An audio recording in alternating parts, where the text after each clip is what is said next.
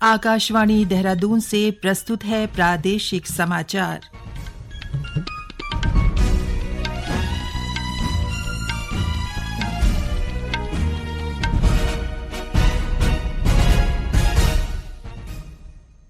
पहले मुख्य समाचार। प्रदेश भर में कृषि महोत्सव रबी 2023 के तहत किसानों को उन्नत खेती की जानकारी देने के लिए कृषि रथ रवाना किए गए। कृषि मंत्री गणेश जोशी ने कहा, देश के आर्थिक विकास और उन्नति में खेती की भूमिका महत्वपूर्ण। ग्राम पंचायत स्तर पर डिजिटल लेन देन को बढ़ावा देने के लिए पौड़ी में बैंक सखी प्रशिक्षण कार्यक्रम शुरू। और प्रधानमंत्री नरेंद्र मोदी कल नई दिल्ली के प्रगति मैदान में वर्ल्ड फूड इंडिया 2023 प्रदर्शनी का उद्घाटन करेंगे।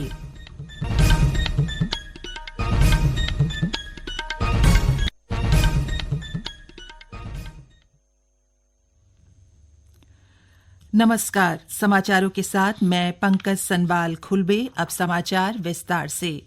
प्रदेश में आज से कृषि महोत्सव रबी 2023 शुरू हो गया है। चमोली जिले में कृषि महोत्सव रबी के तहत किसानों को उन्नत खेती की जानकारी देने के लिए चमोली जिले की 39 न्याय पंचायतों के लिए 6 कृषि रथों को हरी झंडी दिखाकर रवाना किया गया। इस दौरान मुख्य कृषि अधिकारी वीपी मौर्य ने जिले के सभी प्रगतिशील किसानों से कृषि विभाग द्वारा दी जा रही जानकारी का लाभ उठाने की अपील की। वहीं उत्तरकाशी जिले में कृषक महोत्सव रबी के तहत गंगोत्री विधायक सुरेश चौहान और जिलाधिकारी अभिषेक रोहेला ने कृषि रथों को हरी झंडी दिखाकर न्याय पंचायतों के लिए रवाना किया। उधर नई टिहरी में जिला स्तरीय रबी कृषक महोत्सव 2023 कार्यक्रम का जिलाधिकारी ने शुभ आरंभ किया। इस दौरान उन्होंने किसानों की आय दोगुनी करने के लिए सभी विभागों से ईमानदारी से काम करने को कहा। आज से ये कृषक महोत्सव हमारा प्रारंभ हुआ है टिहरी गढ़वाल जनपद में, और समस्त ब्लॉक में हम लोग इसमें उत्पादन को वृद्धि करने के लिए खाद हो सकती है, बीज हो सकती है, तकनीकी जानकारी इसको हम लोग जो हमारी गाड़ियां हैं वो बताएंगी, जाएंगी, उसमें हमारे अधिकारी बैठ के जाएंगे। और साथ ही आज यहाँ पर सभी को हमने यही विभागीय अधिकारियों को निर्देशित किया है कि प्रोएक्टिवली किसानों से संपर्क करें, उनको कैसे हम लोग किसानों की आय को बढ़ा सकते हैं, उसके बारे में विभिन्न तरीके हो सकते हैं। उसमें सभी डिपार्टमेंट्स को एक साथ कार्य करने की जरूरत है। इसमें जितने भी कृषि के साथ अलाइड डिपार्टमेंट्स हैं उनका भी रोल है, तो इस बारे में निश्चित तौर पर किसानों को इस पूरी मुहिम से फायदा होगा। वहीं बागेश्वर जिले के काफली गैर स्थित कृषि विज्ञान केंद्र में भी आज से किसान महोत्सव शुरू हो गया है। इस मौके पर कृषि संबंधी सरकारी योजनाओं के प्रचार के लिए जिले की 35 न्याय पंचायतों के लिए 6 किसान जागरूकता रथों को रवाना किया गया। कृषि मंत्री गणेश जोशी ने कहा है कि देश के आर्थिक विकास और उन्नति में खेती की भूमिका महत्वपूर्ण है। उन्होंने कहा कि खेती को आसान बनाने और इसे बढ़ावा देने के लिए राज्य में विभिन्न कार्यक्रम संचालित किए जा रहे हैं, जिनका लाभ किसानों को मिल रहा है। वे देहरादून के जैतनवाला में सरकार किसान के द्वार के तहत कृषि और रेखी विभागों द्वारा आयोजित कृषक महोत्सव रबी 2023 के शुभारंभ अवसर पर बोल रहे थे। श्री जोशी ने कहा कि कृषक महोत्सव के माध्यम से संबंधित विभाग किसानों तक पहुंचकर विभागीय योजनाओं की जानकारी उपलब्ध कराएंगे और कृषकों की समस्याओं का समाधान भी करेंगे। इस मौके पर कृषि मंत्री ने 7 कृषि रथों को देहरादून की 40 न्याय पंचायतों के लिए रवाना किया।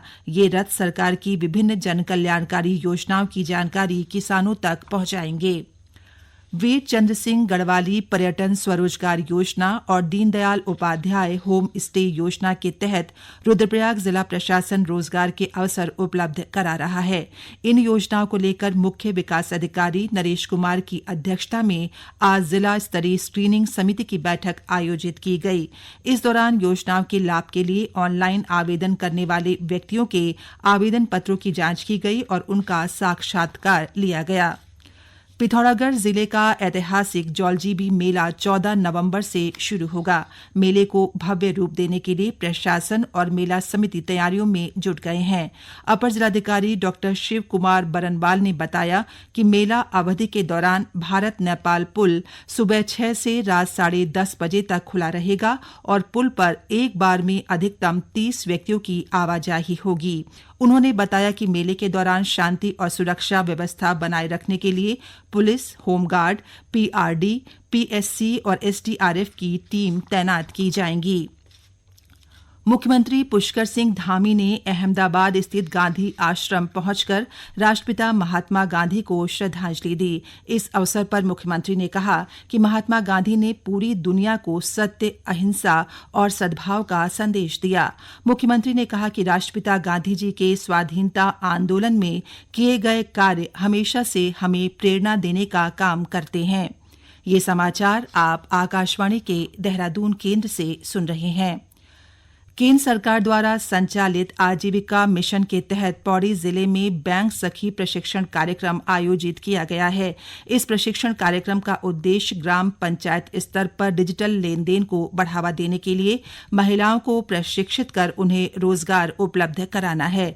कार्यक्रम के तहत जिले के 6 विकासखंडों की 35 महिलाओं को डिजिटल लेन देन में प्रशिक्षित किया जा रहा है।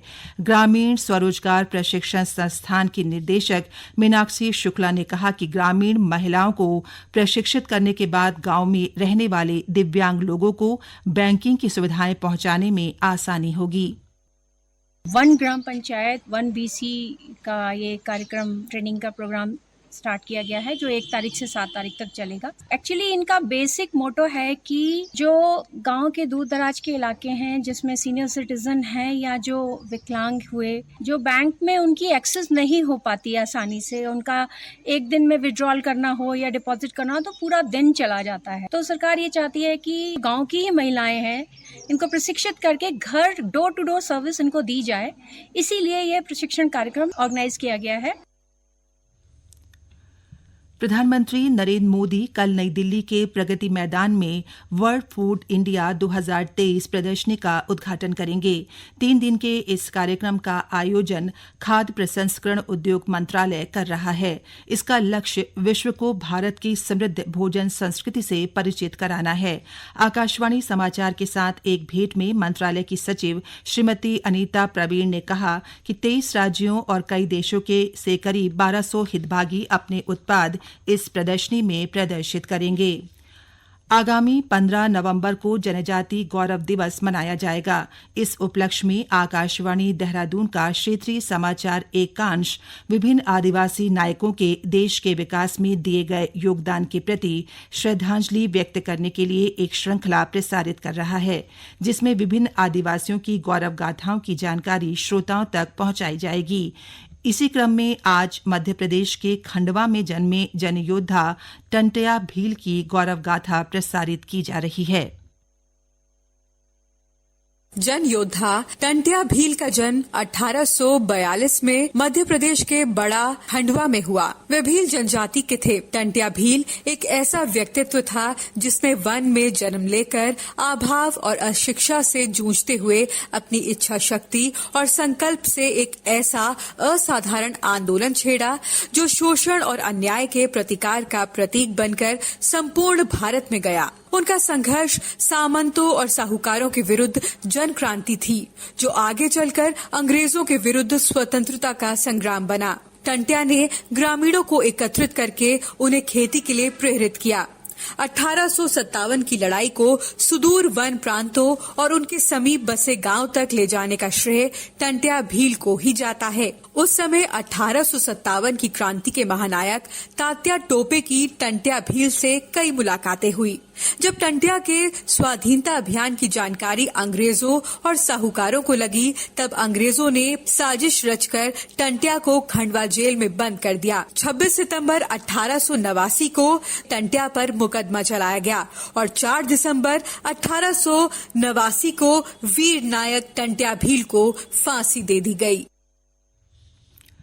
खेल मंत्री रेखा आर्य ने आज हल्द्वानी के बद्रीपुरा स्टेडियम में मुख्यमंत्री खिलाड़ी उदयमान उन्नयन योजना से लाभान्वित खिलाड़ियों और उनके परिजनों के साथ बातचीत की। इस दौरान खेल मंत्री ने कहा कि राज्य सरकार खेल और खिलाड़ियों को प्रोत्साहित करने के लिए लगातार काम कर रही है।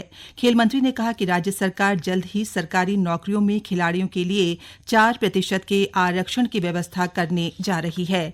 और अब संक्षिप्त में समाचार। बागेश्वर जिले में नशीले पदार्थों के साथ पकड़े जाने पर एक व्यक्ति को 10 वर्ष के कठोर कारावास और 1 लाख रुपए के अर्थदंड की सजा सुनाई गई है। पंतनगर स्थित गोविंद बल्लभ पंत कृषि एवं प्रौद्योगिकी विश्वविद्यालय में राष्ट्रपति द्रौपदी मुर्मू के प्रस्तावित दौरे को देखते हुए जिला प्रशासन ने तैयारियां शुरू कर दी हैं। अंत में मुख्य समाचार एक बार फिर।